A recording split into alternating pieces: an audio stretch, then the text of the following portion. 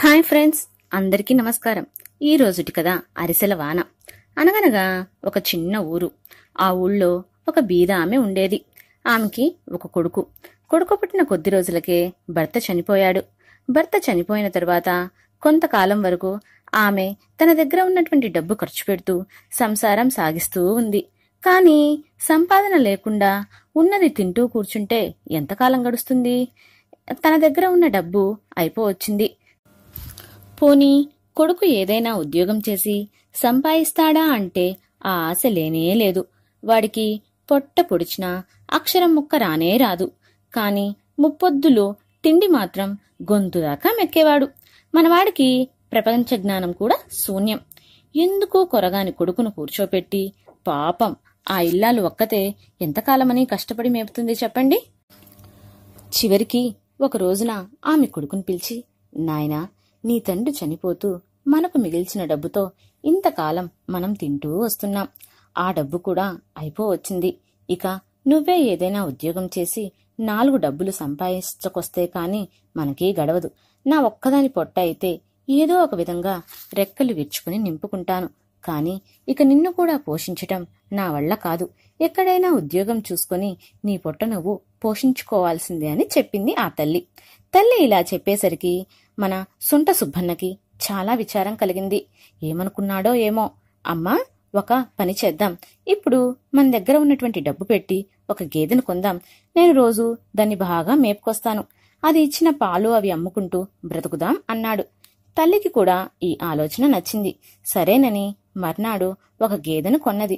రోజు మన సుంట సుబ్బన్న గేదెని బయట బిళ్లల్లో మేపుకొస్తూ ఉండేవాడు. పాలు పెరుగు అమ్మి వచ్చిన డబ్బుతో తల్లి సంసారం మళ్ళీ ఎలాగో నెట్టుకొస్తుంది. ఇలా కొన్ని రోజులు గడిచాయి. ఒక రోజున సుబ్బన్న గేదెను మేపుతూ ఉండగా దగ్గర్లో తొండ ఒకటి పోతూ కనిపించింది. సుబ్బన్న తొండతో, తొండయ్య శాస్త్రి, ఉద్యోగానికి పోతున్నావా అని అడిగాడు. అవునన్నట్టు తలాడించింది తొండ. నాకు కూడా ఏదైనా ఉద్యోగం చెయ్యాలని ఉంది. నేను కూడా నీతో రానా అని అడిగాడు సుబ్బన్న. అలాగే అన్నట్లు తొండ తలాడించింది.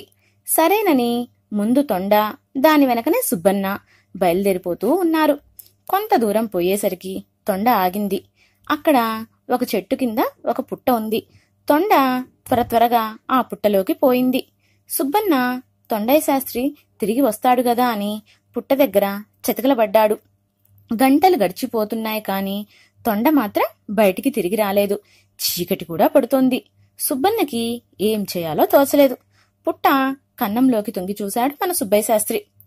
అక్కడ ఒక రత్నాలేనా, మొహరీలేనా, కాసులేనా ఎంతో ధనం కనిపించింది. అది చూసేసరికి మన సుబ్బన్నకి చాలా ఆశ్చర్యం వేసింది. తొండయ్య శాస్త్రి మొత్తానికి అసాధ్యుళ్లాగే ఉన్నాడే. ఎంత పెద్ద ఉద్యోగం చేస్తూ ఉండకపోతే ఇంత ధనం సంపాదిస్తాడు. అతన్ని అడిగితే నాకు ఏదైనా ఉద్యోగం తప్పక ఇప్పిస్తాడు.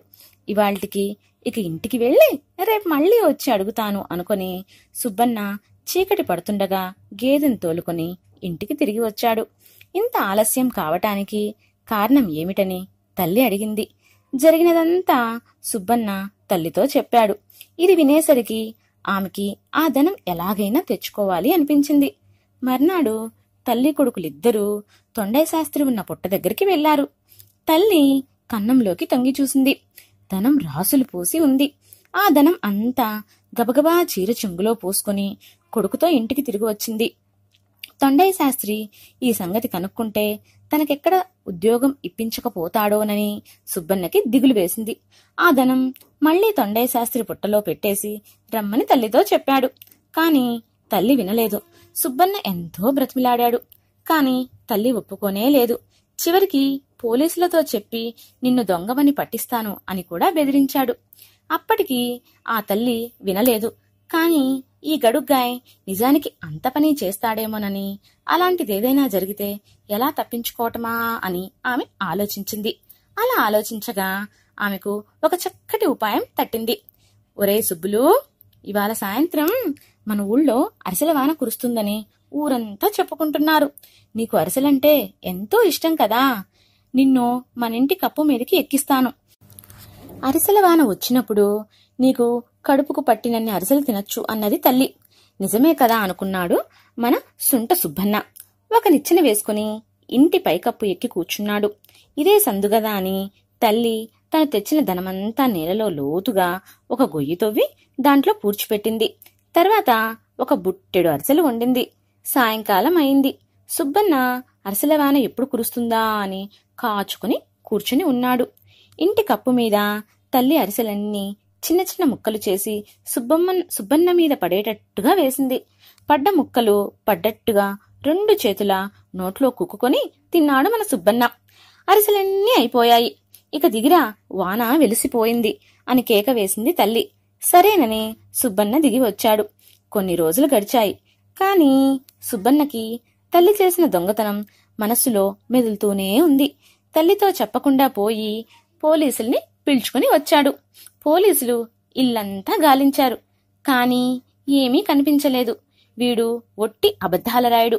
వీడి మాటలు నమ్మి మీరు వచ్చారు. చాలే పదండి అన్నది తల్లి. అప్పుడు పోలీసులు సుంట సుబ్బన్నని, ఏయ్ సుబ్బన్న, మీ అమ్మ ఈ దొంగతనం ఎప్పుడు చేసింది అని అడిగారు. సుబ్బన్న కాసేపు ఆలోచించి సరిగ్గా అరిసెల వాన కురిసిన రోజునే అన్నాడు. ఇది విని, అరిసెల వానేమిటోయ్, నీ మొహం చూస్తే ఒట్టి అబద్ధాల రాయుడుగా ఉన్నా. అరిసెల వాన కురవటం ఎంత నిజమో మీ అమ్మ దొంగతనం చేసి ఉండటము అంతే నిజం అని పోలీసులు వెళ్లిపోయారు. బ్రతుకు జీవుడా అనుకొని ఆ ఇల్లాలు ఆ ధనంతో పెద్ద ఇల్లు కట్టుకొని సుఖంగా కాలం గడుపుతోంది. కథ కంచికి మనమింటికి.